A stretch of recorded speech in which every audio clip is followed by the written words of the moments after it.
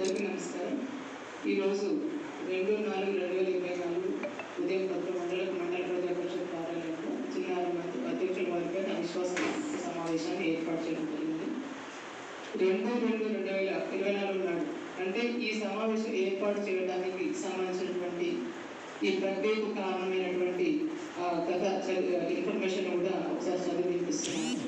2/2/2024 నాడు చిన్నారి మండలంలోని మండల ప్రాదేశిక నియోజకవర్గం ఎన్నుకోబడిన సభ్యులలో ఈ క్రింద తెలియజేసినటువంటి సభ్యులు అవిశ్వాస తీర్మానంపై దరఖాస్తు ఇవ్వడం జరిగింది.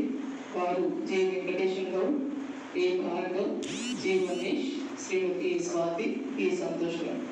తదుపరి రెవెన్యూ డివిజన్ అధికారి గారు సంగారెడ్డి ఫామ్ 5లో వాళ్లకు 8/2/24 నాడు తేదీ 26/2/2024 ఉదయం 11 గంటలకు అధ్యక్షులు మండల ప్రజా పరిషత్ చిన్నారి గారి పైన అవిశ్వాసం